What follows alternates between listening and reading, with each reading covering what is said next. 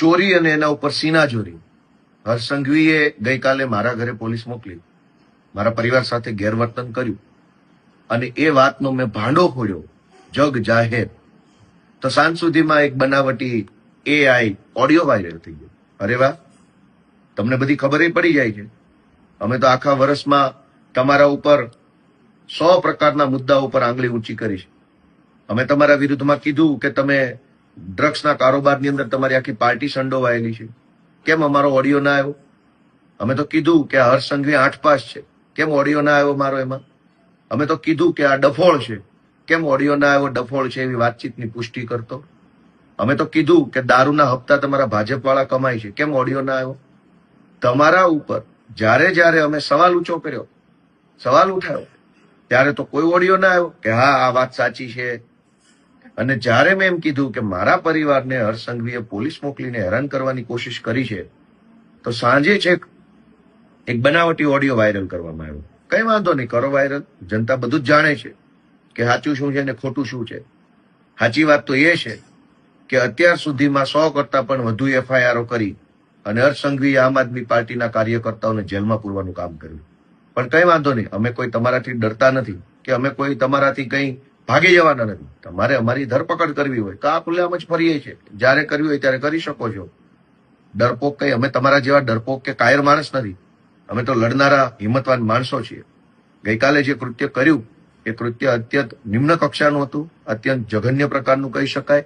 અને ચોરી ઉપરથી સીનાચોરી કે એક તો મારા પરિવારને હેરાન કરવા, ધાકધમકી કરાવવા માટે તમે પોલીસ મોકલો છો અને ઉપરથી પાછો ઓડિયો બનાવવાનો.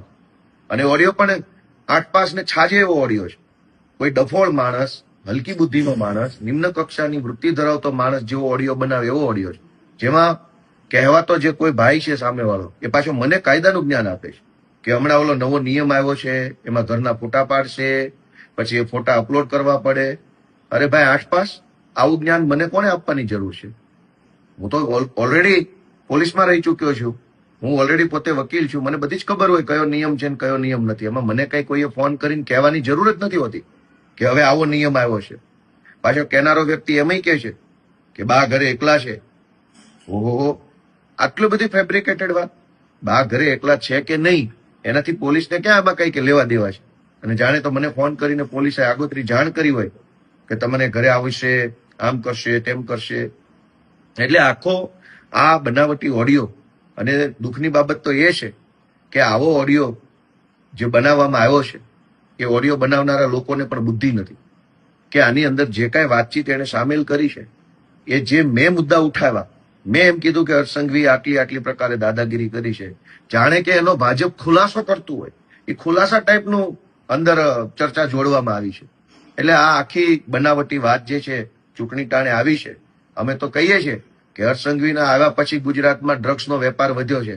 બનાવો એનો પણ એક ઓડિયો, ગોપાલ અને કોઈ ભાજપના નેતા વચ્ચેનો, અને કરો વાતચીત કે ભાજપના નેતા પૈસા કેટલા લે છે અને ગોપાલભાઈને એ જાણ કરે છે. એવો અમે તો એમ કહીએ છીએ કે તમારા આવ્યા પછી, હર્ષ સંઘવીના આવ્યા પછી ગુંડાઓ, બુટલેગરો પોલીસને દોડાવીને મારે છે. પાટણમાં માર માર્યો, અમદાવાદમાં માર માર્યો, રાજકોટમાં, અમદાવાદમાં વટવા સાઈડે પોલીસની ગાડીઓ પર તલવારો મારી હતી. પોલીસને ગુંડાઓ મારી લેવામાં સહેજે શરમાતા નથી સંઘવીના આવ્યા પછી. તો એનો એક ઓડિયો બનાવો ગોપાલ અને કોઈ SP IPS વચ્ચેનો કે અમને બહુ મારે છે ગોપાલભાઈ, આ સંઘવી આવ્યા પછી બહુ મારે છે અમને. તમારી ઉપર 100 સવાલ ઉઠાવ્યા છે, ત્યારે તમને ઓડિયો બનાવવાનું ના સૂઝ્યું. અને જ્યારે મેં એમ કીધું કે મારા પરિવારને હર્ષ સંઘવીએ ગાળો દેવડાવી, મારા પરિવાર ઉપર ધાકધમકી કરવાની કોશિશ કરી, ત્યાં તો ઓડિયો બનાવ્યો. અને કેટલાક હર્ષ સંઘવીની ટોળકીના સભ્યો દ્વારા સનસનીખેજ ભર્યા સમાચારની જેમ પ્રસારિત કરવામાં. ભાઈ કોઈ સનસનીખેજ નથી. સનસની તો 2027માં સનસનીખેજ ભર્યા સમાચાર આવવાના છે. બ્રેકિંગ ન્યૂઝ 27માં આવવાના છે. સંઘવી જેલમાં જાય છે ને આમ આદમી પાર્ટીની સરકાર આવે છે.